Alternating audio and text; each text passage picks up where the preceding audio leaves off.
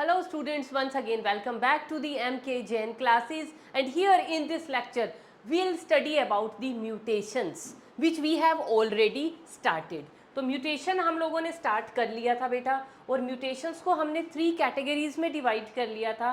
जीनोमेटिक mutations which occur because of the numerical changes in the chromosome. या तो chromosome का number बढ़ जाएगा या घट जाएगा, या एक तरह से और घट या बढ़ सकता है कि पूरा सेट का सेट ही प्लस हो जाए या माइनस हो जाए. तो ये genomic mutations we have already discussed.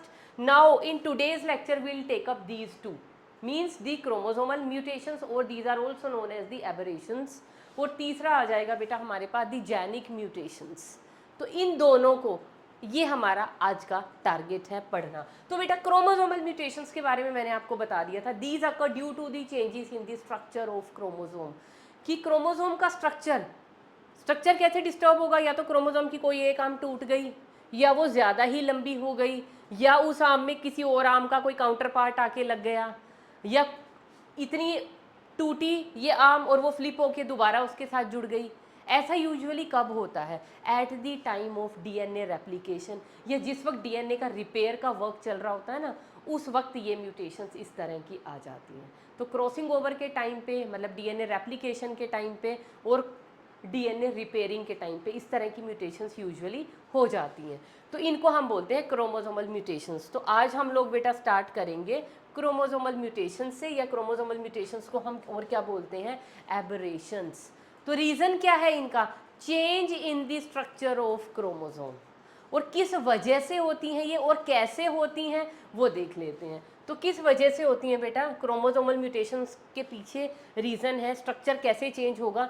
या तो किसी तरह का कुछ नया ऐड ऑन हो जाएगा, एडिशंस हो जाएंगे, या कुछ डिलीट हो जाएगा, या मैंने कहा कुछ इन्वर्ट होके लग जाएगा, या किसी और आर्म का आगे उसके साथ चिपक जाएगा. अब ये जो मैं बोल रही हूँ ना सारा, इसको पहले हम समझने की कोशिश करते हैं.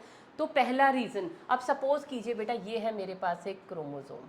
अब यहाँ पे पेन के कलर बहुत मैटर करेंगे, तो हम एक काम करते हैं. ये लीजिए, हम इन 2 कलर से काम करेंगे. तो बेटा मेरे पास है ये एक क्रोमोसोम. कैसे बनाए क्रोमोसोम को?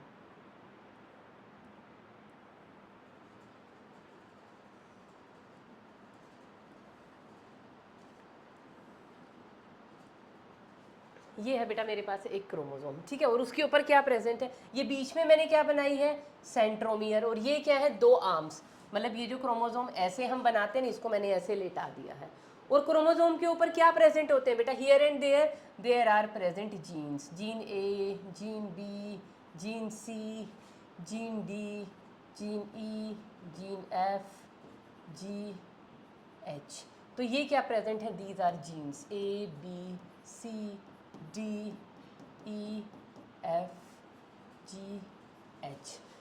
तो क्रोमोसोम के ऊपर क्या है? जीन्स प्रेजेंट है. अब ये वाली म्यूटेशंस होती कैसे हैं? इस क्रोमोसोम के स्ट्रक्चर में किस किस तरह से चेंजेस आ सकते हैं? पहला रीज़न, या तो हो जाए बेटा किसी भी तरह की डिलीशन. डिलीशन क्या है? देखो एक्चुअल क्रोमोसोम इसी को देखते चले जाना, इसी को बस मैं अलग अलग तरह से बना के दिखाऊंगी. अब सपोज करो इसमें डिलीशन हो गई. डिलीशन का मतलब क्या है? इसका इतना सेगमेंट, ये ई एफ वाला सेगमेंट है, ये डिलीट हो गया. क्या हो गया? ई एफ सेगमेंट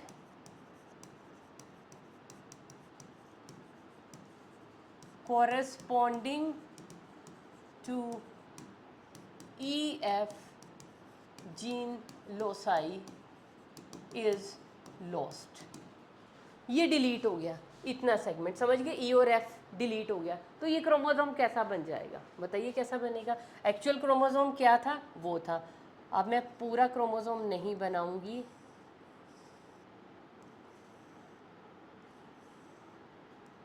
ये देखिए अब क्या क्या बच जाएगा. यहाँ पे जीन था बेटा मेरे पास ए, बी, सी. ये आर्म पे तो कुछ भी नहीं हुआ. इस वाली आर्म में ये ई एफ के कोरेस्पॉन्डिंग जो सेगमेंट था, इतना सेगमेंट, इतना, ये टूट गया. यहाँ से ऐसे इसमें क्या आ गया? ब्रेक आ गया. तो यहाँ पे कौन कौन से जीन बच जाएंगे? D, G and H. तो ये इससे ये क्रोमोसोम कैसे बन गया? By deletion. कुछ जो जीन है, मतलब कुछ जो हिस्सा है क्रोमोसोम की आर्म का वो डिलीट हो गया, इसको हम क्या बोलते हैं बेटा, डिलीशन। अब दूसरा तरीका एक क्या होता है, या इसमें क्या हो सकती है बेटा, यहाँ पे लिख देती हूँ मैं, सेकंड तरीका है कि इसकी चेंज कैसे हो सकती है, शेप बाय डेफिशिएंसी।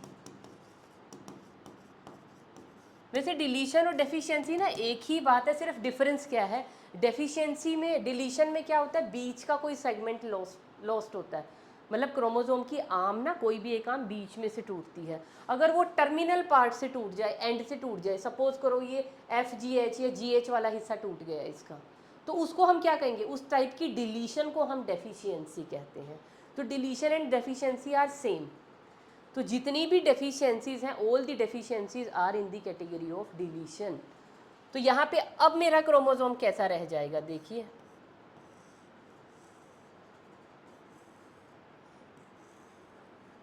देखो बेटा, ये वाली आर्म तो कुछ भी नहीं हुआ इसका, तो A gene, B gene, C gene, तीनों जीन प्रेजेंट है, वहाँ पे D भी प्रेजेंट है, E भी प्रेजेंट है और F भी प्रेजेंट है।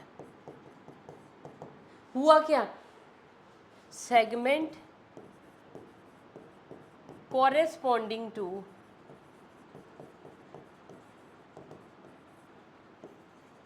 GH gene loci lost। अब कौन सा सेगमेंट टूटा है, ये वाला, इतना इतना हिस्सा, इतना वाला हिस्सा टूट गया, अलग हो गया किसी भी वजह से। ये सब मैंने कहा ना, DNA के रिपेयर के टाइम पे, रेप्लिकेशन के टाइम पे इस तरह के छोटे छोटे चेंजेस होते रहते हैं। तो अब जहाँ से जितना हिस्सा टूट गया, तो बेटा ये जीन तो लॉस्ट हो गए दो, इस वाले केस में ये दोनों जीन गुम हो गए, तो इनके कॉरेस्पॉन्डिंग जो पेप्टाइड बननी थी, पॉलीपेप्टाइड या प्रोटीन बनने थे, जो कैरेक्टर आने थे, वो कैरेक्टर अब नहीं आएंगे, समझ रहे हो ना। तो जब वो फिनोटाइप नहीं आया, तो हम क्या कहेंगे, फिनोटाइप क्या हो गया, ऑल्टर हो गया, क्या हो गई, म्यूटेशन हो गई। तो कहाँ पे मार रहे हैं, समझ आ रहा है ना, क्रोमोसोम की शेप चेंज होने से क्या हो रहा है, उस पर्टिकुलर, उस सेगमेंट के कॉरेस्पॉन्डिंग जो जीन प्रेजेंट थे, वो जीन ही नहीं है, वो एक्सप्रेस कहाँ से करेंगे, वो अपना फिनोटाइप कहाँ से देंगे, तो वो फिनोटाइप आएगा ही नहीं। तो उसको हम क्या बोलेंगे कि अदरवाइज अगर ये जीन प्रेजेंट होते तो अपना ये कोई फिनोटाइप देते, अपना कोई एक्सप्रेशन देते, अब ये प्रेजेंट है ही नहीं, इनका एक्सप्रेशन आएगा ही नहीं। इसका मतलब जो जीन था, हम क्या कहेंगे, मतलब जो क्रोमोसोम है उसके अंदर क्या हो चुकी है, म्यूटेशंस हो चुकी हैं। तो इन दोनों में डिफरेंस क्या है बेटा, यहाँ पे क्या है, जो ये सेगमेंट टूटा है, ये कहाँ पे प्रेजेंट था, मिडल में, कहीं बीच में प्रेजेंट था, लेकिन यहाँ पे डेफिशिएंसी में क्या निकलता है, terminal segment, terminal segment is broken, is broken. चलो आप अपनी ग्रामर ठीक लगाना। तो टर्मिनल सेगमेंट यहाँ पे ब्रेक करता है, या इस साइड का कोई हिस्सा टूट जाएगा, इस साइड का कोई हिस्सा टूट जाएगा। तो दो तरीके से हो सकती है क्रोमोसोम की शेप चेंज। अभी एक तीसरा तरीका भी है, उस तरीके को हम क्या बोलते हैं बेटा, that is known as inversion, that is inversion. अब इन्वर्जन क्या है, सपोज कीजिए बेटा आप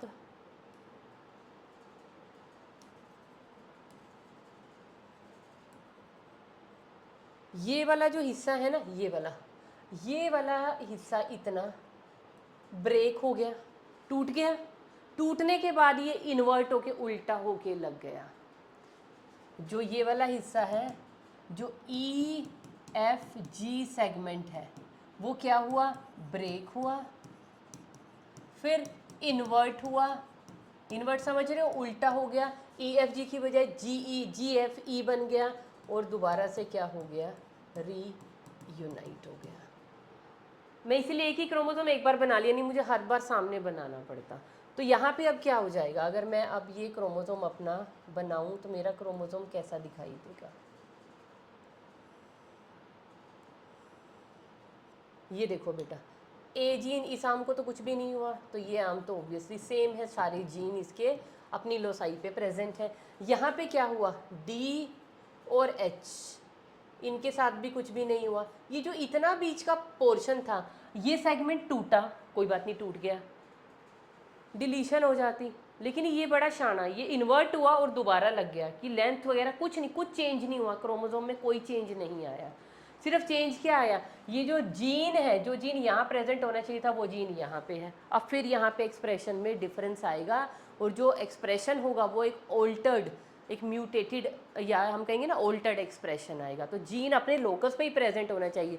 अब जीन जो इस लोकस पे प्रेजेंट था वो इस लोकस पे आ गया, कैसे?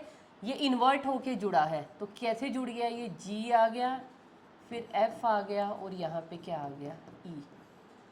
इस जगह पे चेंजेस हुए हैं। यहाँ पे चेंजेस कहाँ पे हुए हैं? यहाँ पे मिसिंग है, और यहाँ पे चेंजेस कहाँ पे हुए? इस जगह पे कुछ मिसिंग है। तो डिलीशन में क्या होगा? डिलीट हो जाएगा कहीं भी बीच में से। डेफिशिएंसी में टर्मिनल एंड से डिलीशन हो जाएगा। इन्वर्जन में वो टूटा, फ्लिप हुआ, लेकिन दोबारा लग गया। तो एक्चुअल में स्ट्रक्चर में कोई चेंज नहीं आ रहा है, लेकिन जीन के लोकस में चेंज आ रहा है। हम जेनेटिक्स वाले समझते हैं कि जीन अपना लोकस छोड़ के कहीं और बैठ गया, तो क्या पता इस जीन को किसी और के साथ इंटरेक्शन करनी हो, लेकिन अब ये जीन अपनी जगह छोड़ के यहाँ पहुँच गया, तो अब ई वाला जीन उसके साथ इंटरेक्शन करेगा। अब क्या पता वो दूसरी एलील के साथ जो इंटरेक्शन हो वो कैसी हो, फ्रूटफुल हो कि कोई नेगेटिव इंटरेक्शन हो जो नुकसान पहुँचाए, जो सेल को ही मार दे। समझ रहे हो? उसके बाद आ गया बेटा 3 के बाद आ जाएगा 4, दैट इज डुप्लीकेशन। अब डुप्लीकेशन में क्या होगा? कोई भी सेगमेंट अगर डबल अप हो और फिर चिपक जाए, जैसे BC सेगमेंट कोरेस्पॉन्डिंग टू, मैंने ही लिख रही, अब आप लिख लेना, segment corresponding to gene locus BC get doubled up. कैसे? तो अब मेरा क्रोमोसोम कैसा दिखाई देगा?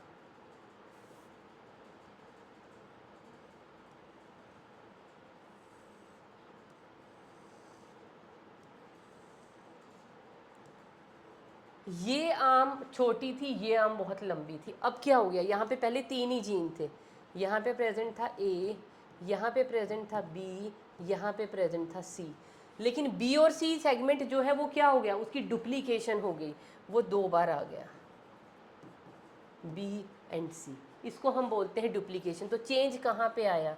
यहाँ पे आया। मैंने हर हिस्से को, यहाँ पे चेंज आया, यहाँ पे आया, यहाँ पे आया, उनको येलो से हाईलाइट कर दिया। और ये वाले में कोई चेंज नहीं हुआ, तो ये हमारे पास सेम ही रहने वाले हैं, D, E, F, G and H। इसको हम बोलते हैं बेटा डुप्लीकेशन। अब ये जो डिलीशन और डेफिशिएंसी है ना, इसका एक एग्जांपल है हमारे पास कि क्या इन चीज़ों की वजह से कभी म्यूटेशन होती हैं? हाँ होती हैं। उसकी वजह से ह्यूमन में एक डिजीज़ होती है, और उस डिजीज़ को हम क्या बोलते हैं बेटा? That is known as cri du chat syndrome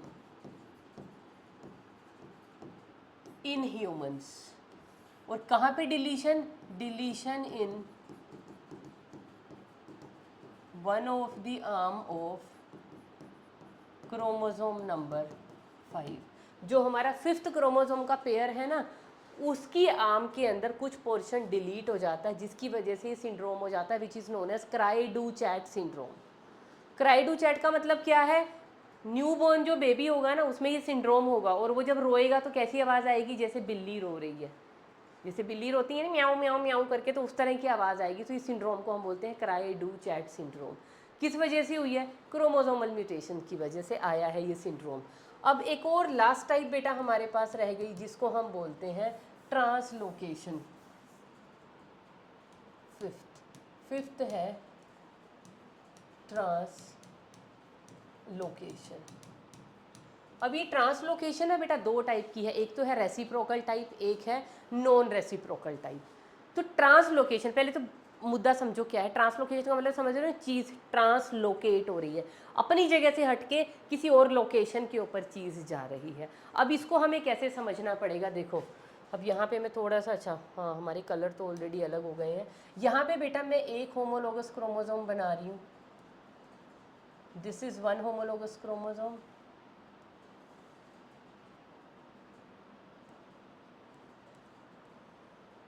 एक होमोलोगस पेयर को ना मैंने एक ही कलर से बना लिया है। अब होमोलोगस क्रोमोसोम का मीनिंग तो समझते हो ना? होमोलोगस क्रोमोसोम कौन होते हैं? This is 1 pair. एक पेयर में ये जो 2 क्रोमोसोम है ये क्या है? ये दोनों के दोनों क्या है? होमोलोगस क्रोमोसोम है। अब मैं एक और पेयर बना देती हूँ, यहीं पे बना दे। अब दूसरा पेयर है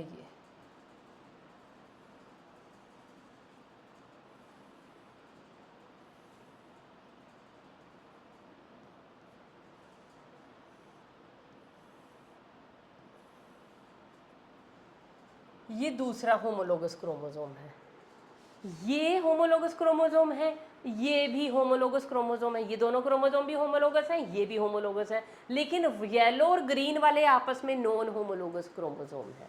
ठीक है, तो यहाँ पे अब क्या हो रहा है, सपोज करो बेटा इस वाले क्रोमोसोम का इतना हिस्सा टूटा, इस वाले क्रोमोसोम का इतना हिस्सा यहाँ से ब्रेक हो गया और जाके उस वाले क्रोमोसोम के साथ लग गया।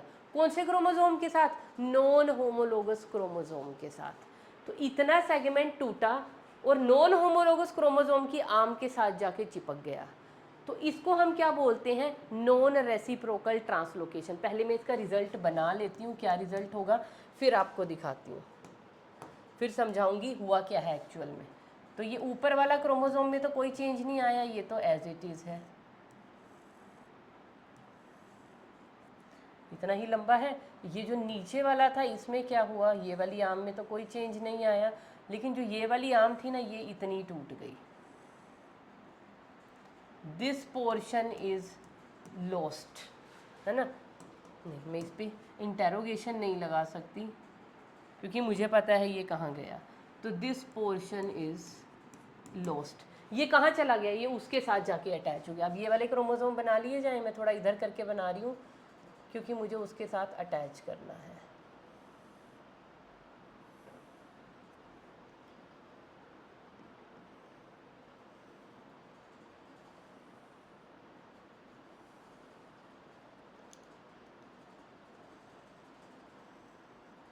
ये लो, इसका जो ये इतना हिस्सा टूटा तो ये नॉन होमोलोगस क्रोमोसोम के साथ जाके अटैच हो गया। तो ये वाला हिस्सा यहाँ से टूटा और यहाँ पे जाके अटैच हो गया। किसके साथ अटैच हो गया? Joint to non homologous chromosome. बस ये बात यहाँ पे ध्यान में रखनी है। क्या बात ध्यान में रखनी है? नॉन होमोलोगस क्रोमोसोम के साथ जाके चिपक गया। अगर अपने ही पे चिपकता तो होमोलोगस क्रोमोसोम में तो क्या होता है, जब दो सिस्टर, होमोलोगस क्रोमोसोम की जो क्रोमेटिड्स होती हैं उनको हम क्या बोलते हैं? Sister chromatid. उनके बीच में जेनेटिक जो मटेरियल होता है उसके एक्सचेंज को हम क्या बोलते हैं? That is known as crossing over. लेकिन यहाँ पे तो क्रॉसिंग ओवर नहीं है। क्रॉसिंग ओवर कहाँ होती है? इन दो के बीच में एक्सचेंज हो जाता, मतलब होमोलोगस में तो एक्सचेंज पॉसिबल है, लेकिन ये तो नॉन होमोलोगस, कोई और ही नॉन होमोलोगस पेयर था, उसके साथ जाके चिपक गया। तो इस प्रोसेस को हम बोलते हैं ट्रांसलोकेशन। और ये कैसी ट्रांसलोकेशन है? ये है बेटा केस 1, जिसको हम बोलते हैं नॉन रेसिप्रोकल ट्रांसलोकेशन। क्या है ये? Non reciprocal trans. बस एक का टूटा दूसरे पे जाके लग गया। अब आप इमेजिन करो यही है एक्चुअल क्रोमोसोम, यही है, ठीक है। तो ये इसकी कंडीशन है ए। अब मैं इसका बी बनाती हूँ। बी में क्या है? अगर सपोज करो इसका सेगमेंट टूटा, इस पे लग गया, पर उसका भी उतना ही कोरेस्पॉन्डिंग सेगमेंट टूटा और इसके ऊपर लग गया, उसको हम बोलते हैं रेसिप्रोकल ट्रांसलोकेशन। तो यहाँ पे क्या होने वाला है? अब यहाँ पे देखो क्या होगा, ये वाला येलो वाला एक क्रोमोसोम तो एज इट इज है,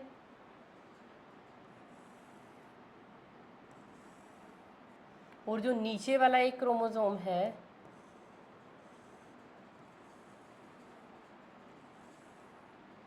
इसका इतना पोर्शन टूट गया। चलिए अब ग्रीन वाले पे आ जाते हैं।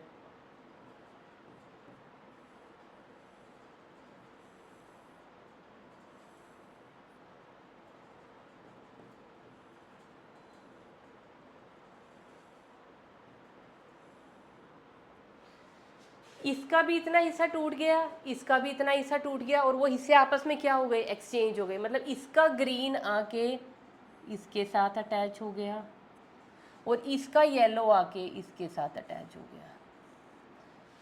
तो यहाँ पे क्या हुआ है? यहाँ पे क्या हुआ देखो, यहाँ से कहाँ पे चला गया हिस्सा? इसके पास। और यहाँ पे जो हिस्सा प्रेजेंट था वो कहाँ चला गया? इसके पास। इसको हम क्या बोलेंगे, this is known as mutual exchange. तो ये म्यूचुअल एक्सचेंज, मैम ये तो बड़ी अच्छी बात हो गई, तो क्रॉसिंग ओवर हो गई, बल्ले बल्ले, इसमें क्या दिक्कत है, म्यूटेशन थोड़ी हुई, इससे तो रिकॉम्बिनेशन बढ़ेंगे बढ़िया वाले, ये तो हम पढ़ते आ रहे हैं, क्रॉसिंग ओवर हो गई। क्या ये रियली क्रॉसिंग ओवर है? ध्यान से देखो, क्या ये क्रॉसिंग ओवर है? हो तो वैसा ही कुछ रहा है, जेनेटिक मटेरियल का एक्सचेंज हो रहा है बिटवीन दी क्रोमोसोम्स, लेकिन ये कौन सी क्रोमेटिड्स हैं? नॉन होमोलोगस क्रोमोसोम की नॉन सिस्टर क्रोमेटिड है। अगर ये एक्सचेंज इन दोनों में हो रहा होता, इसकी आर्म टूट रही है, इसके साथ लग रही है, इसकी इसके साथ, यहाँ इसकी इसके साथ और इसकी इसके साथ लगती, तो ये दोनों होती हैं सिस्टर क्रोमेटिड। एक होमोलोगस पेयर के अंदर जो ये क्रोमोसोम की आर्म्स हैं उनको हम बोलते हैं सिस्टर क्रोमेटिड। तो exchange is only possible among sister chromatid. लेकिन यहाँ पे ये एक्सचेंज किसके बीच में हो गया? ये अलग होमोलोगस पेयर था, ये अलग होमोलोगस पेयर था, तो उनकी जो क्रोमेटिड्स हो गई, उनकी जो आर्म्स हो गई, वो कौन सी आर्म्स है? Non sister chromatid. Non sister chromatid में कभी भी जेनेटिक एक्सचेंज पॉसिबल नहीं है। It is a type of illegitimate crossing over. कैसा है ये? ट्रू क्रॉसिंग ओवर नहीं है, अच्छा नहीं, लेजिटिमेट नहीं है, it is illegitimate crossing over. तो मैं यहाँ मेंशन करके लिख देती हूँ सो दैट आपको याद रहे, it is the mutual exchange ओ बिटवीन, बस ऑफ ऑफ तो आप करते रहना, बिटवीन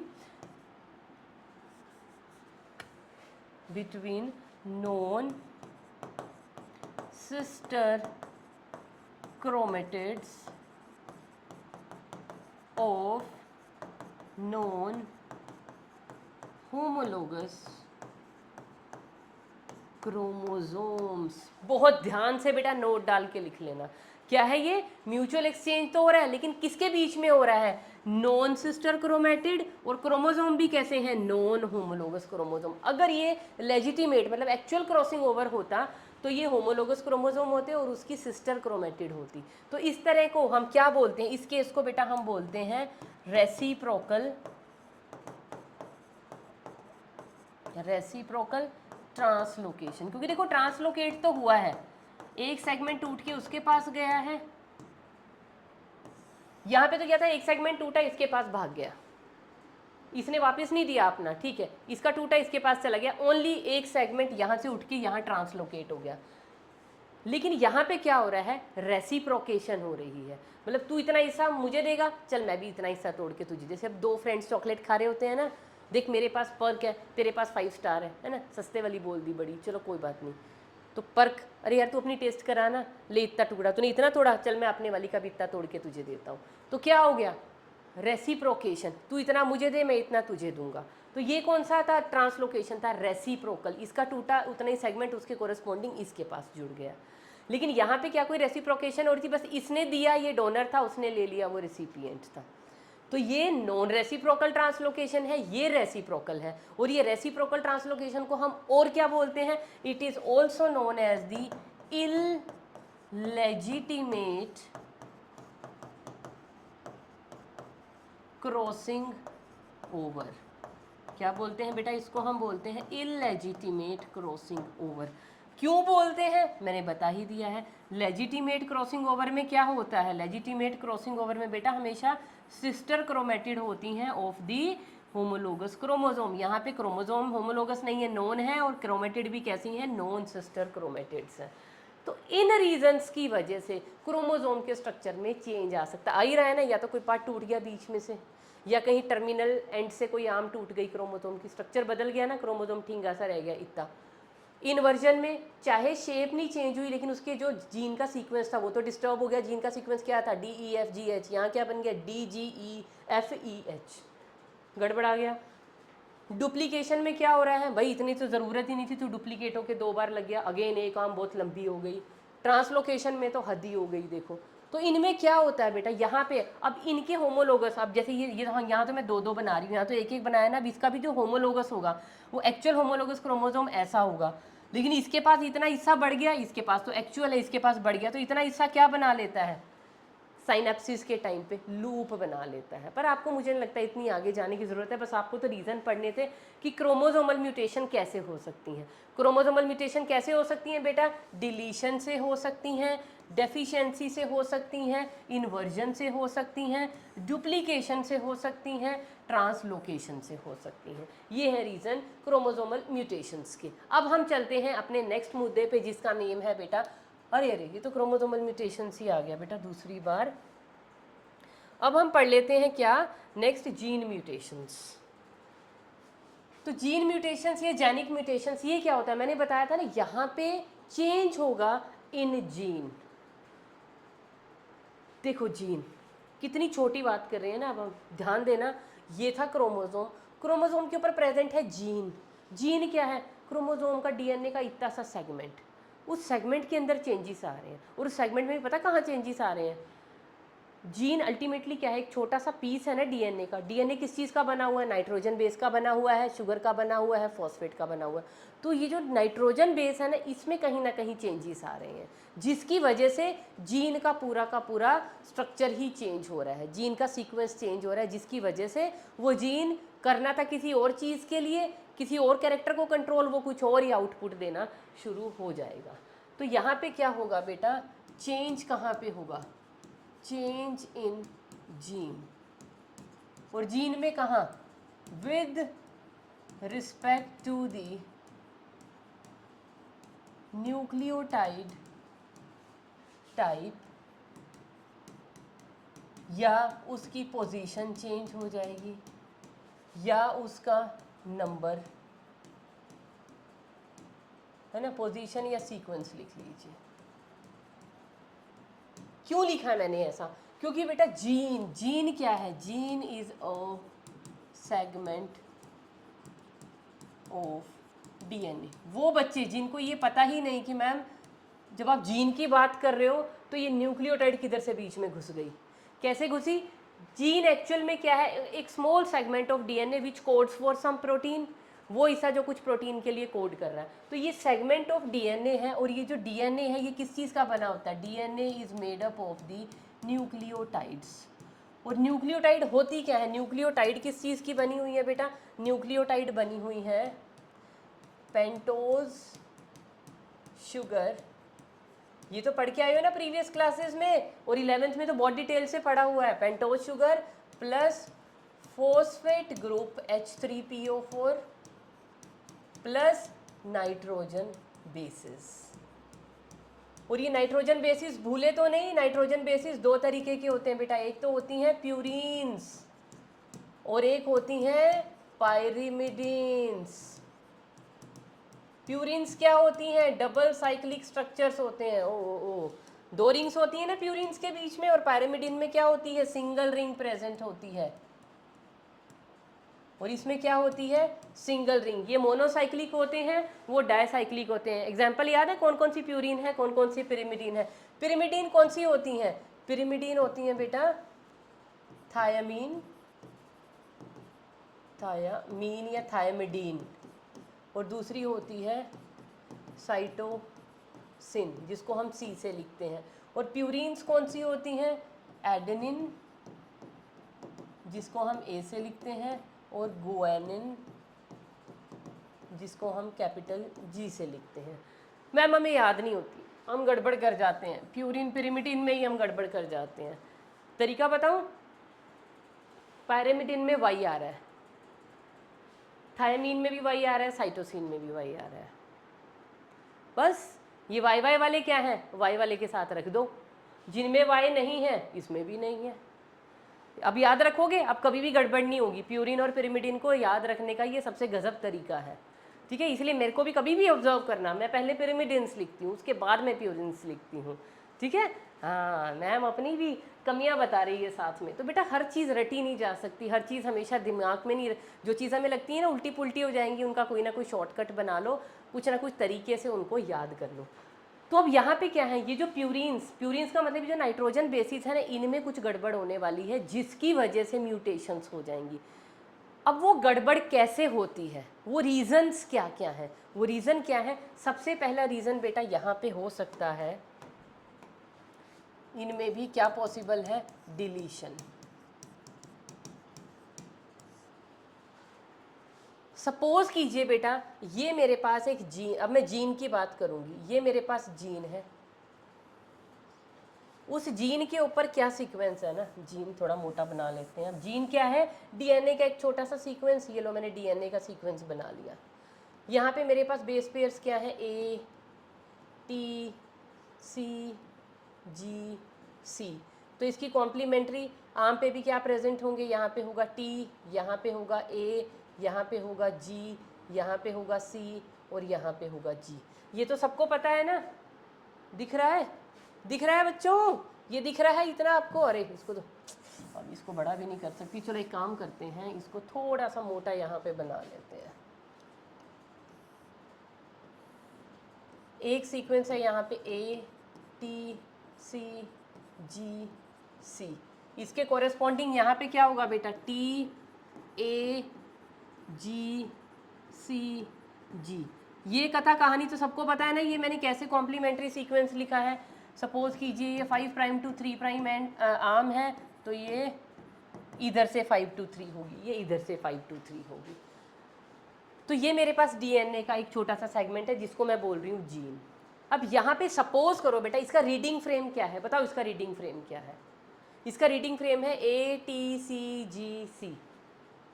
अब लाइक मैं अपना नाम लिख रही हूँ या किसी का भी नेम लिख रही हूँ, सपोज मैं एक वर्ड लिख रही हूँ फैशन। ये फैशन तभी है जब मैंने इसको इस सीक्वेंस में लिखा। अब सपोज करो मैं किसी अल्फ़ाबेट की पोजीशन चेंज कर दूँ, मैं आई को इधर ले आई, ए को इधर ले गई, या मैंने इसको डिलीट ही कर दिया, क्योंकि हम क्या पढ़ रहे हैं डिलीशन, मैंने ए को डिलीट कर दिया, ये क्या बन गया, फशन। या सिर्फ एफ को शायद मैं साइलेंट कर दूं, मैं इसको बोलूं शियोन। प्रोनाउंसिएशन में डिफरेंस आ गया, चेंज हो गया ना, पूरा का पूरा जो वर्ड है वो चेंज हो गया, it's no more fashion now. अब ऐसे ही सपोज करो मैंने यहाँ से ये न्यूक्लियोटाइड डिलीट कर दी, ये न्यूक्लियोटाइड अगर मैंने डिलीट कर दी तो क्या हो जाएगा, पूरा का पूरा जो जीन है वो चेंज हो गया। तो डिलीशन किसकी हो रही है, डिलीशन हो रही है बेटा नाइट्रोजन बेस की।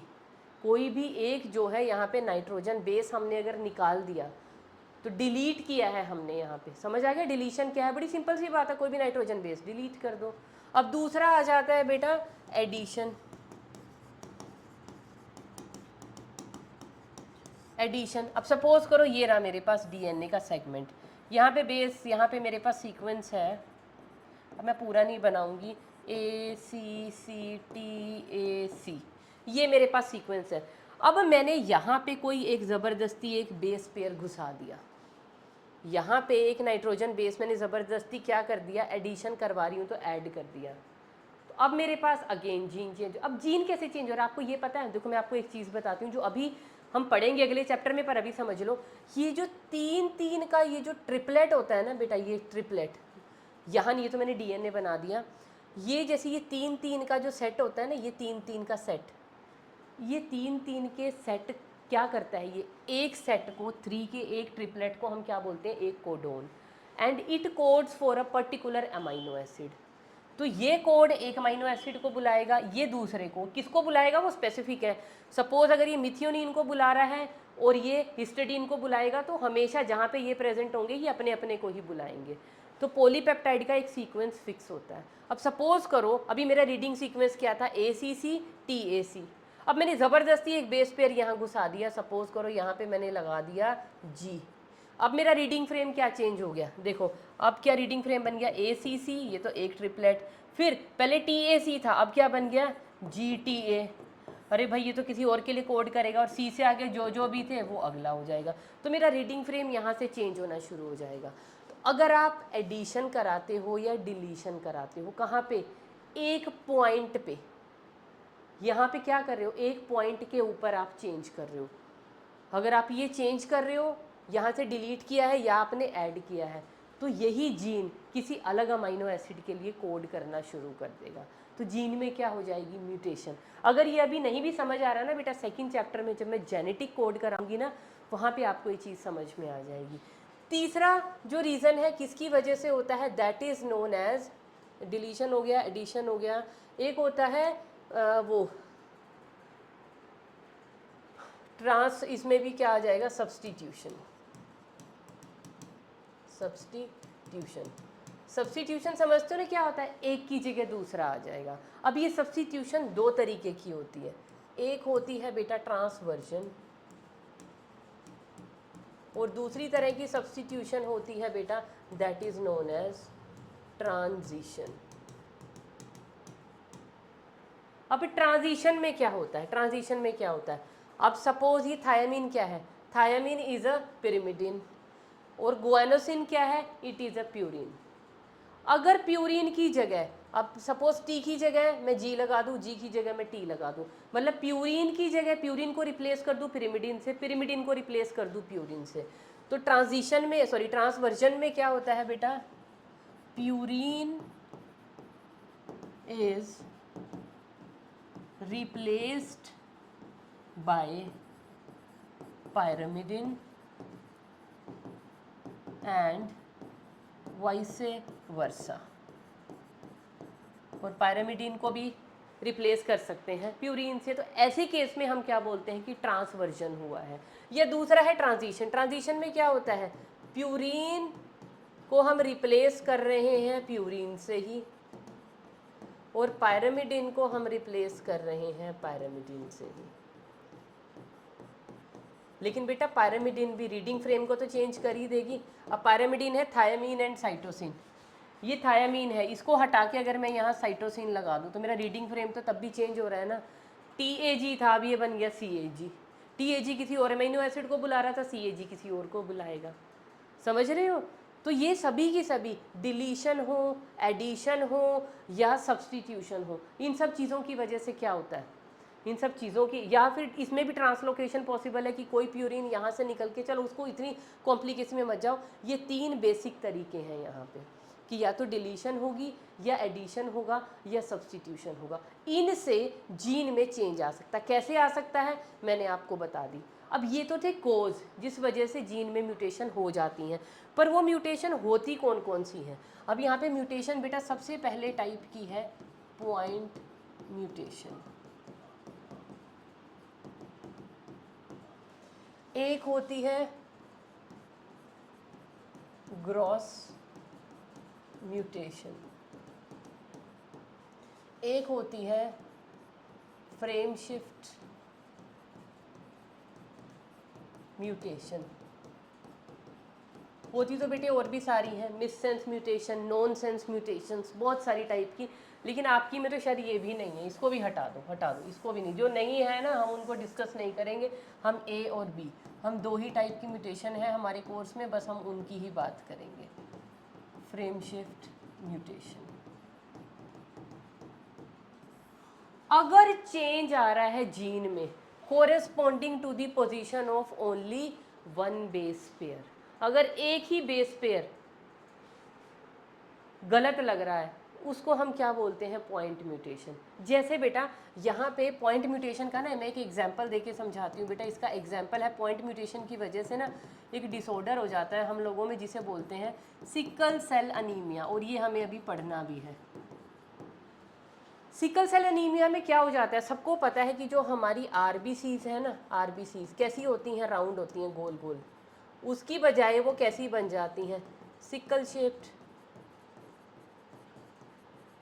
पता है क्यों बन जाती हैं, क्योंकि हीमोग्लोबिन में क्या लगी होती है, पॉलीपेप्टाइड की चेन, और वो पॉलीपेप्टाइड की चेन में होता क्या है, first amino acid, second, third, 4, 5, 6, तो फर्स्ट पोजीशन, सेकंड, 3, 4, 5, 6, ये 6 पोजीशन में ना जो एक्चुअल बढ़िया वाली RBC होती हैं जो जिनमें कोई भी बीमारी नहीं है, अगर हमारा हीमोग्लोबिन है नॉर्मल, तो नॉर्मल हीमोग्लोबिन की पॉलीपेप्टाइड चेन में जो 6th पोजीशन पे कौन सा कोडोन प्रेजेंट होता है बेटा, यहाँ पे प्रेजेंट होता है GAG, जो कोड करता है किसके लिए, जो कोड करता है बेटा एक अमाइनो, ये कोड करता है, अरे मेरे दिमाग से अभी अभी निकल गया एकदम, चलो मेरे को अभी आ जाएगा याद, मैं बता दूंगी।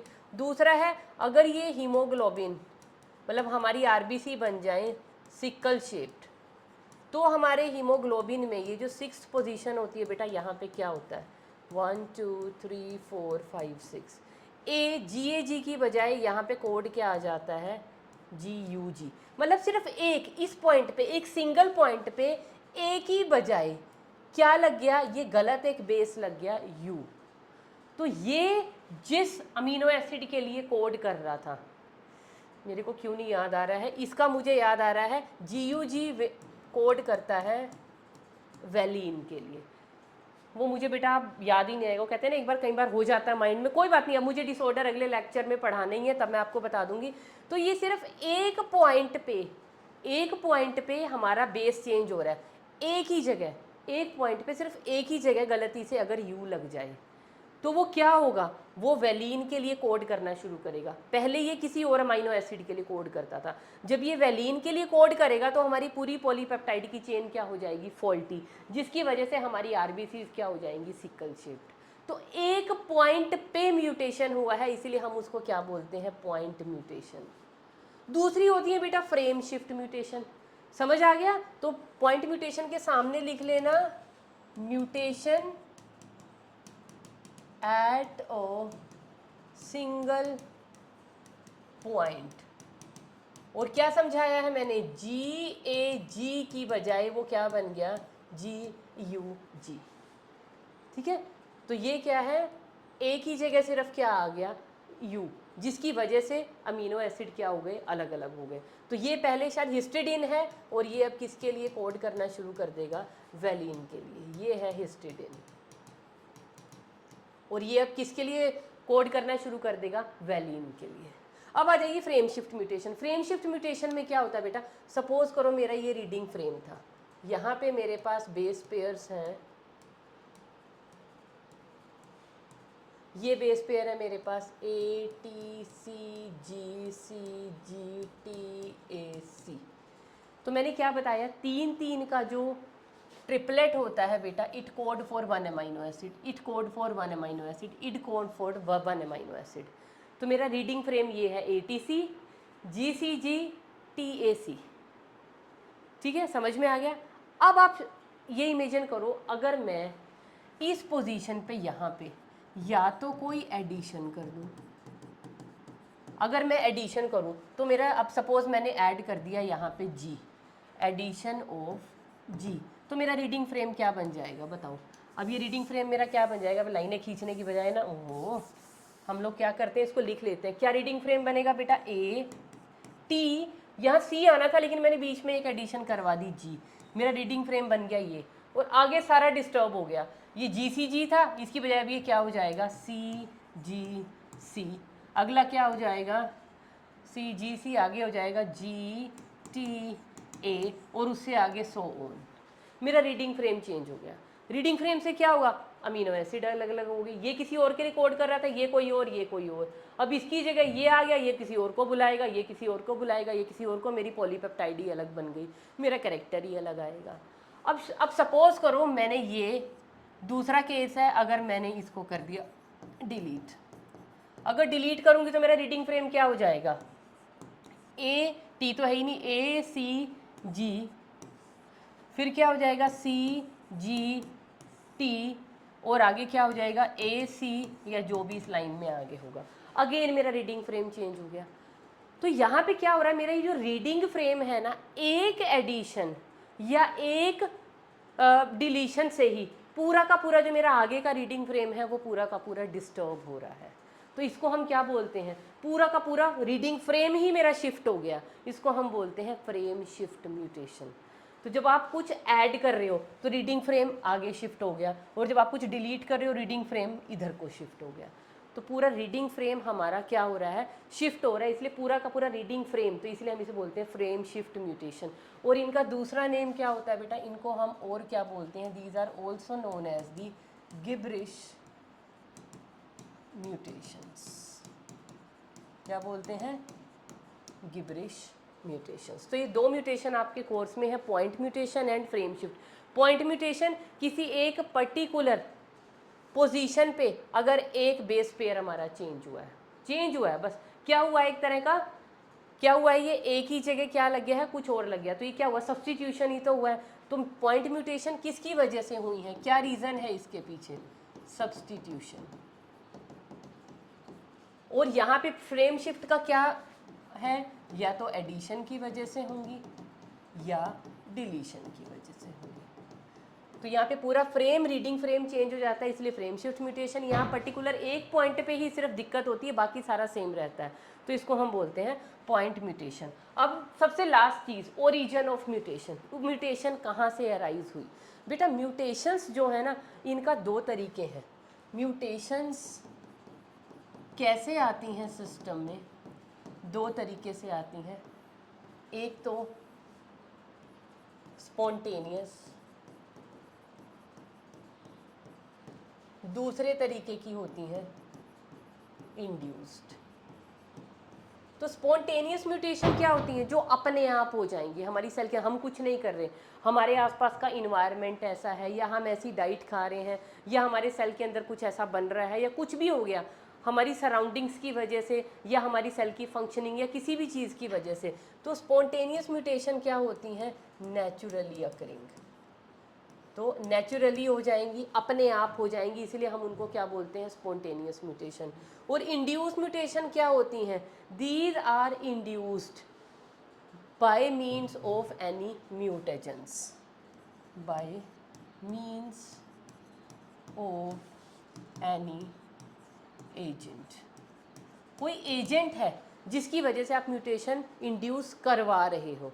तो ये एजेंट क्या क्या हो सकते हैं? अब पहले तो कोई एजेंट अगर म्यूटेशन कोज करवा रहा है, उस एजेंट को हम क्या बोलते हैं? म्यूटाजन।